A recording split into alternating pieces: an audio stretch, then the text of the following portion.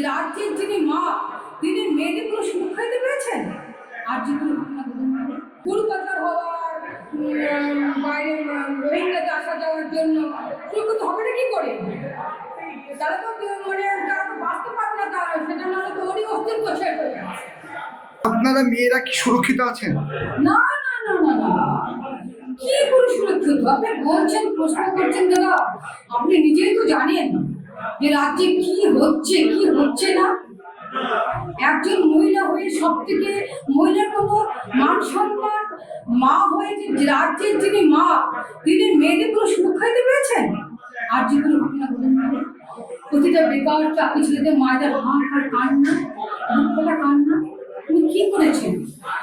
আর যিনি রাষ্ট্রপতি আদিবাসী তারা কি মানুষ নয়? সেই দ্রৌপদী মুর্মুর কি কত অসম্মান আমাদের রাজ্যে এসছে, তাকে সম্মান দেওয়ার আগে উচিত। আমি দেখেছি অনেক ক্ষেত্রে তিনি বড়দের প্রধানমন্ত্রী সম্মান দিয়ে কথা আজে বাজে ভাষা বলে কথা, সেসব ভাষা আমাকে ভালো লাগে। সীমান্তে এখনো পর্যন্ত কেন তার কাটা দেওয়া সম্ভব হলো না?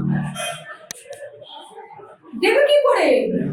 সেক্ষেত্রে তো লোক আসবে, গরু পাচার হওয়ার বাইরে রোহিঙ্গাতে আসা যাওয়ার জন্য সুরক্ষিত হবে না কি করে?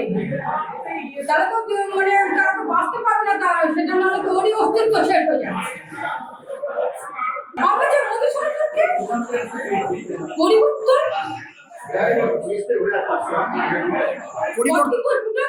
পদ্মপুর না আসলে আমাদের দেশটাই আমরা বাঁচতে পারবো না।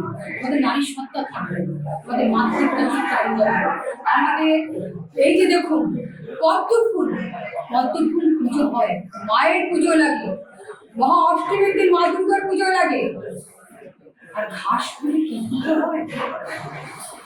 এই যে মানুষ সচেতন যে এখনো হচ্ছে না, সচেতন হবে, হতে চলেছে এইটা।